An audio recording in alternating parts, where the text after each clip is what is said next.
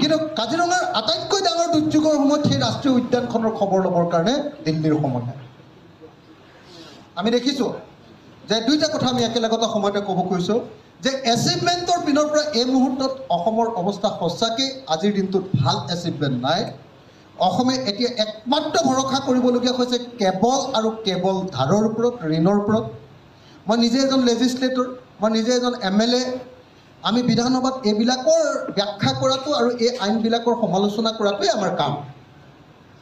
মই যেতিয়া বাজেটবিলাকৰ সমালোচনা কৰোঁ আৰু তাক লৈ যেতিয়া পঢ়োঁ, তেতিয়া দেখি আহিছোঁ যে যোৱা সময়খিনিৰ ভিতৰত কেন্দ্ৰীয় চৰকাৰৰ পৰা অহা যিটো টেক্স, কৰৰ অংশ, চেণ্ট্ৰেল টেক্সৰ যিটো শ্বেয়াৰ, সেই শ্বেয়াৰটো ক্ৰমাগতভাৱে বিজেপি চৰকাৰ অহাৰ পাছৰ পৰা আমাৰ শ্বেয়াৰটো কমি আহিছে, ক্ৰমাগতভাৱে কমি আহিছে।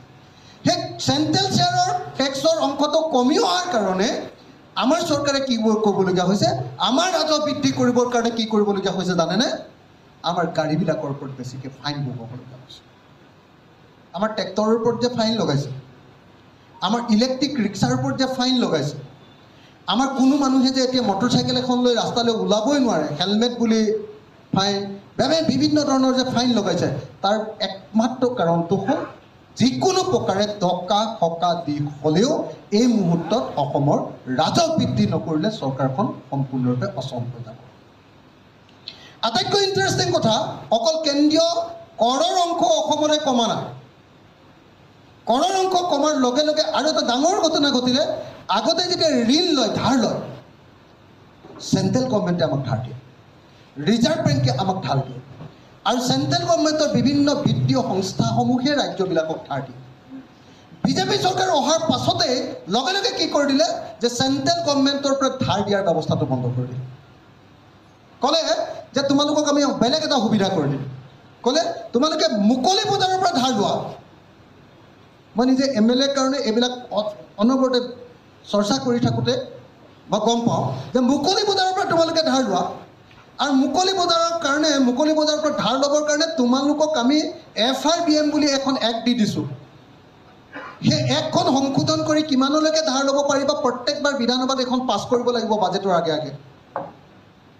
তাত কিমান ধাৰ ল'বা তাত সেইটো পাৰ্চেণ্টেজটো তোমালোকে তাতে বিধানসভাত পাছ কৰাই ল'ব লাগিব। আৰু ধাৰ তেতিয়া তোমালোকক সেই ব্যক্তিগত কোম্পানীৰ পৰা ধাৰ ল'বলৈ তোমালোকক তেতিয়া অনুমতি দিম যেতিয়া কেন্দ্ৰীয় চৰকাৰৰ মতে তোমালোকে নিউ লিবাৰেল পলিচি মানে এই যে বস্তু বিক্ৰী কৰি দিয়া, ডিছইনভেষ্টমেণ্ট। ধৰক অসমৰ কয়লা ক্ষেত্ৰখন ব্যক্তিগত কোম্পানীক এৰি দিব লাগে। অসমৰ তেলবিলাক আগতে ONGCৰ আছিলে, এতিয়া ব্যক্তিগত কোম্পানীবিলাকক এৰি দিব লাগে। এই ডিছইনভেষ্টমেণ্টত যিমান সহায় কৰিব তাৰ ওপৰত ভিত্তি কৰিহে, যেনেকৈ ইলেক্ট্ৰিচিটি, এতিয়া মানুহে যে হাল্লা লগাই আছে যে আমাৰ কিয় এইটো কি বুলি কয়, স্মাৰ্ট মিটাৰ ইমান দাম বাঢ়িছে কিয়? এইটো হ'ল কেন্দ্ৰীয় চৰকাৰে এটা চৰ্ত দিছে যে তোমালোকে ইলেক্ট্ৰিচিটি ডিপাৰ্টমেণ্ট সংস্কাৰ কৰিব লাগিব, সংস্কাৰ কৰি তোমালোকে স্মাৰ্ট মিটাৰ লগাব লাগিব, স্মাৰ্ট মিটাৰ লগাই তোমালোকে ৰেভিনিউ বঢ়াব লাগিব, আৰু যদি তোমালোকে ৰেভিনিউ বঢ়াব পাৰা তেতিয়াহে তোমালোকক ধাৰ দিয়া হ'ব। গতিকে ইলেক্ট্ৰিচিটিৰ ফিজ, অসমত বিদ্যুৎ মাচুল বৃদ্ধিৰ প্ৰধান কাৰণটো হ'ল কেন্দ্ৰীয় চৰকাৰৰ চৰ্ত। তাৰ বিপৰীতে কিন্তু অসমত এটা ৰঙীন সপোন, এটা ৰঙীন স্বপ্ন আমাৰ অসমৰ মুখ্যমন্ত্ৰীজনে অনবৰতে প্ৰচাৰ কৰি থাকিব। অসমৰ মুখ্যমন্ত্ৰীজনে কৈ থাকে যে নহয় দিল্লীত মানে এতিয়া কি হৈছে, দিল্লীয়ে ইমান সহযোগিতা কৰে যে দিল্লীত এতিয়া মানে পাইপডাল খুলি দিলে, চন্দ্ৰমোহন পাটোৱাৰী ডাঙৰীয়াই কৈছিলে, দিল্লীত মানে পানীৰ টেপটো খুলি দিলে আমাৰ এতিয়া দিছপুৰত ডাইৰেক্ট পানী আহি যায়। দিল্লীত ইমান পাইপ খুলি দিছে যে দিছপুৰত একদম পইচা এইটো একো অভাৱ নাই। অথচ প্ৰত্যেক মাহতে তেখেতে ধাৰ ল'বলগীয়া হৈছে, আৰু ধাৰ ৰিজাৰ্ভ বেংকৰ পৰা নহয়, ৰিজাৰ্ভ বেংকৰ পৰা ল'লেও যিকোনো সময়তে ৰেহাই হৈ যায়। কেন্দ্ৰীয় চৰকাৰৰ কোনো সংস্থাৰ পৰা নহয়, ধাৰ ল'বলগীয়া হৈছে প্ৰাইভেট কোম্পানীবিলাকৰ পৰা, অপেন মাৰ্কেটৰ পৰা, মুকলি বজাৰৰ পৰা। অসমৰ অৰ্থনৈতিক অৱস্থা, যাক পলিটিকেল ইকনমি বুলি কয়, পলিটিকেল ইকনমিৰ অৱস্থা এইটো।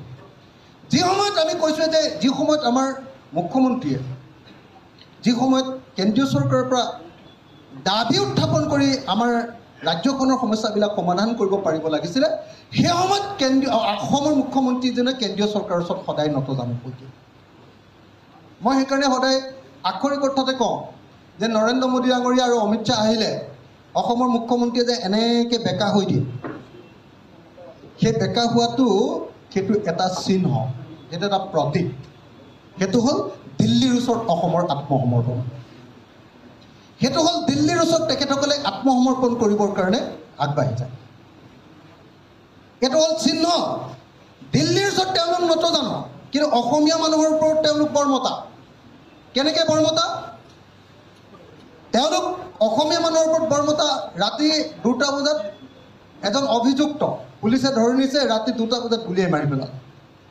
যদি কওঁ যে কিয় এনেকৈ গুলিয়াই হত্যা কৰা হৈছে এইটোতো আইনৰ বাহিৰত এইটোতো কেতিয়াও কৰিব নোৱাৰি এইটো বেআইনী কাম কেতিয়াও মানুহক গুলিয়াই হত্যা কৰাটো আমাৰ আইনে আমাৰ ভাৰতবৰ্ষৰ সংবিধানে কেতিয়াও অনুমতি দিয়া নাই তাৰ কাৰণে বিচাৰ ব্যৱস্থা আমাৰ জুডিচিয়াৰী ছিষ্টেম আছে এইটোৱে হ'ল গণতান্ত্ৰিক ব্যৱস্থা তেতিয়া কয় যে অখিল গগৈ মুছলমানৰ পক্ষ এইবুলি তেওঁলোকে কয় অথচ আমি আইনগত কথাটো কৈছোঁ যে আৰু দেখিবলৈ পাব যে অকল মুছলমান মানুহক গুলিয়াই হত্যা কৰা নাই এতিয়া যিহেতু আপোনালোকে নিশ্চয় দেখিবলৈ পাইছে যে যিহেতু প্ৰকৃত অৰ্থত চৰকাৰখনে উন্নয়ন কৰিব পৰা নাই মইতো আপোনালোকক খাৰাং খাজকৈ কৈ দিব পাৰোঁ যে আজিৰ দিনটোত বিজেপি দলৰ পুৰণি নিষ্ঠাবান সৎ আৰু দেশৰ কাৰণে কাম কৰিম বুলি যিবিলাকে বিজেপি দলত যোগদান কৰিছিল তাৰ 90% বিজেপি কৰ্মী আজিৰ দিনটোত বিজেপিৰ প্ৰতি অসন্তুষ্ট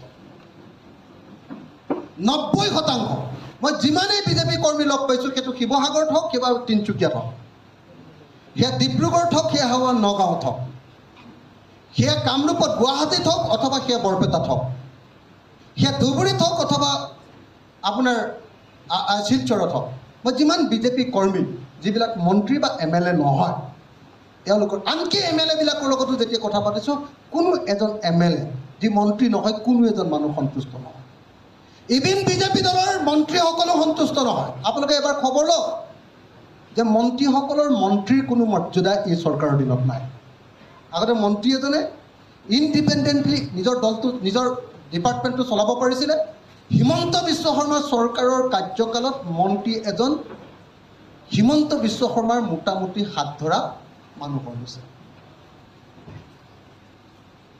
তেওঁৰ অফিচত কাম কৰা এজন মানুহৰ নিচিনা তেওঁ এজন কৰ্মচাৰীৰ নিচিনা এজন মন্ত্ৰীয়েও স্বতন্ত্ৰভাৱে এতিয়ালৈকে ৰাজ্যখনত তেওঁলোকৰ ডিপাৰ্টমেণ্ট চলাবৰ কাৰণে সুযোগ লাভ কৰা নাই অৰ্থাৎ চাৰিওফালৰ পৰা আমি দেখিবলৈ পাইছোঁ যে যিটোক কয় গুড গভাৰ্নেন্সৰ ক্ষেত্ৰত বিজেপি চৰকাৰখন সম্পূৰ্ণৰূপে ব্যৰ্থ হৈছে মই আপোনালোকক এটা কথা ক'ব পাৰোঁ যে আমাৰ ডক্টৰ মোহন ডাঙৰীয়া আৰু যুধিষ্ঠিৰ গগৈ ডাঙৰীয়া গোপাল কাকতি ডাঙৰীয়া তেখেতসকলে মাত্ৰ ফিটাটোহে কাটি দিছে তেখেতসকলে উদ্বোধনী অনুষ্ঠানটোহে আৰম্ভ কৰি দিছে তেখেতসকলে এটা নতুন পৰিৱৰ্তনৰ বাৰ্তা কঢ়িয়াই লৈ আহিছে যে অসমত এক সাম্প্ৰদায়িক এক অগণতান্ত্ৰিক এক স্বৈৰাচাৰী এক ফেচিষ্ট যি শাসন ব্যৱস্থাত গঢ়ি তুলিব খোজা হৈছে যি শাসন ব্যৱস্থাই কেন্দ্ৰৰ ওচৰত ফেডাৰেল ব্যৱস্থাৰ কথা নকয় কেন্দ্ৰৰ ওচৰত বেছি অতিকেন্দ্ৰিক হ'বলৈ গৈ তেওঁলোকে চাৰেণ্ডাৰ কৰি দিয়ে সেই শাসন ব্যৱস্থাৰ বিৰুদ্ধে প্ৰতিবাদ কৰি ওলাই অহাৰ আৰম্ভণি কৰি দিছে আজি ডক্টৰ ভৱেন্দ্ৰনাথ মহন মঞ্চই ঐক্যবদ্ধভাৱে ৰাইজৰ দল কংগ্ৰেছ অসম জাতীয় পৰিষদ আৰু অন্যান্য বিৰোধী ৰাজনৈতিক দলে ঐক্যবদ্ধভাৱে আমি 2026 চনত চৰকাৰ গঠন কৰিম আৰু মই আপোনালোকক এইটো নিশ্চয়তা প্ৰদান কৰিছোঁ যে চৰকাৰত যদি ৰাইজৰ দল থাকে তেতিয়াহ'লে দুটা বস্তু সদায় মনত ৰাখিব যে কেন্দ্ৰৰ ওচৰত ৰাজ্যৰ অধিকাৰ যাক ইংৰাজীত ফেডাৰেলিজিম বুলি কয় যাক যুক্তৰাষ্ট্ৰীয় ব্যৱস্থা বুলি কয় সেই যুক্তৰাষ্ট্ৰীয় ব্যৱস্থাৰ অধীনত অসমে যাতে সদায় গুৰুত্ব লাভ কৰে তাৰ কাৰণে ৰাইজৰ দলে সদায় যত পূৰ্ণাস্তি চেষ্টা কৰিব ঐকান্তিকতাৰে চেষ্টা কৰিব আৰু দিল্লীৰ ওচৰত অসমৰ গুৰুত্ব বৃদ্ধি কৰিব নম্বৰ 2 ৰাজ্যখনত চলি থকা যি দুৰ্নীতি আৰু ভ্ৰষ্টাচাৰ এই দুৰ্নীতি ভ্ৰষ্টাচাৰ যাতে কণ্ট্ৰলত থাকে তাৰ কাৰণে ৰাইজৰ দল যদি চৰকাৰত থাকোঁ আপোনালোকক আমি নিশ্চিত কৰি ক'ব খুজিছোঁ যে ৰাইজৰ দল যদি থাকোঁ 1 নম্বৰ কথাটো আকৌ ক'লোঁ, দিল্লীৰ ওচৰত ৰাজ্যৰ অধিকাৰ বৃদ্ধি কৰিবৰ কাৰণে কাম কৰা হ'ব, নম্বৰ 1। নম্বৰ 2, দুৰ্নীতিৰ বিৰুদ্ধে পূৰা এটা স্বচ্ছ প্ৰশাসনৰ কাৰণে চেষ্টা কৰা হ'ব। 3 নম্বৰ কামটো কৰা হ'ব যে অসমৰ প্ৰত্যেকজন মানুহে যাতে কৰ্মসংস্থাপন লাভ কৰে, প্ৰত্যেকজন মানুহে যাতে কৰ্মসংস্থাপন লাভ কৰে। কোনো ল'ৰা যাতে কেৰালা আৰু বেংগলোৰলৈ গৈ কাম কৰিবলগীয়া নহয়, তেনেকুৱা এখন গঠন কৰিবৰ কাৰণে এখন নতুন অসমৰ যি পৃষ্ঠভূমি, সেই পৃষ্ঠভূমি 2026 পৰা আৰম্ভ কৰিম বুলি আমি কল্পনা কৰিছোঁ। মই আপোনালোকক ক'ব খুজিছোঁ যে 2026 চনত বিধানসভা নিৰ্বাচনত আমি অতি কমেও 15খন আসন এইবাৰ, অতি কমেও, তাতকৈতো বহুত বেছি চেষ্টা কৰিম, অতি কমেও 15খন আসন যাতে ৰাইজৰ দলে এইবাৰ আমি কাঢ়ি আনিব পাৰোঁ, জয়ী হ'ব পাৰোঁ, তাৰ কাৰণে পূৰ্ণ প্ৰচেষ্টা আৰু পৰিকল্পনা কৰিব পাৰোঁ। আৰু আমাৰ বিশ্বাস, আমাক নোলোৱাকৈ কোনেও 2026 চনত চৰকাৰ কৰিব নোৱাৰে। আৰু তাৰ পাছত তাৰ পৰৱৰ্তী সময়ত আমি অধিক শক্তিশালী হ'বৰ কাৰণে কাম কৰিম। মই সেইকাৰণে আজিৰ দিনটোত যুধিষ্ঠিৰ গগৈ ডাঙৰীয়া, আজিৰ দিনটোত ভৱেন মোহন ডাঙৰীয়া, আজিৰ দিনটোত গোপাল কাকতি ডাঙৰীয়াকে ধৰি আটাইবিলাকক, যিসকলে ইয়াত যোগদান কৰিবলৈ আহিছে, সকলোকে আদৰণি জনাই মোৰ আদৰণি ভাষণ সমাপ্ত কৰিছোঁ। আৰু মই আপোনালোকক নিশ্চয়তা প্ৰদান কৰিছোঁ যে আমাৰ দলত কাম কৰিবৰ কাৰণে আপোনালোকে পূৰ্ণ সুযোগ লাভ কৰিব। আমাৰ দলৰ পিনৰ পৰা পূৰ্ণ সুযোগ। আৰু আমাৰ দলত এইটো নাই যে পুৰণি নতুন এনেকুৱা কোনো প্ৰশ্ন নাই। যোনে নিষ্ঠাৰে সৈতে কাম কৰিব, সকলো মানুহে ইয়াতে মুকলিমূৰীয়াকৈ কাম কৰিব পাৰিব।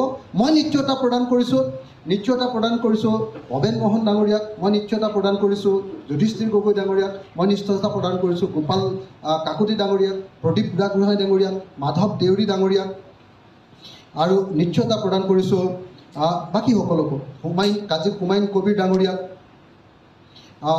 ধৰ্মেন্দ্ৰ দাস ডাঙৰীয়াক, সকলোকে নিশ্চয়তা প্ৰদান কৰিছোঁ যে আপোনালোকে নিশ্চিন্ত হৈ থাকক। ৰাইজৰ দলক দপদপাই আপোনালোকে কাম কৰিব পাৰিব, নিজৰ মনৰ ইচ্ছাৰে আপোনালোকে কাম কৰিব পাৰিব, আৰু দেশ জাতি আৰু জনগণৰ স্বাৰ্থত আপোনালোকে আগবাঢ়ি যাব পাৰিব। এইখিনি কথা কৈয়ে আমাৰ দললৈ সকলো নতুন নৱাগতক আদৰণি জনাই আপোনালোকক সকলোকে আমাৰ দললৈ আদৰণি জনাইছোঁ। ধন্যবাদ। এতিয়া মই অনুৰোধ জনাম যে আমাৰ দলৰ তৰফৰ পৰা আমাৰ ৰাজনৈতিক উপদেষ্টা ডক্টৰ নাথ ডাঙৰীয়াক এখন গামোচাৰে আদৰণি জনাব আজিজুৰ ৰহমান।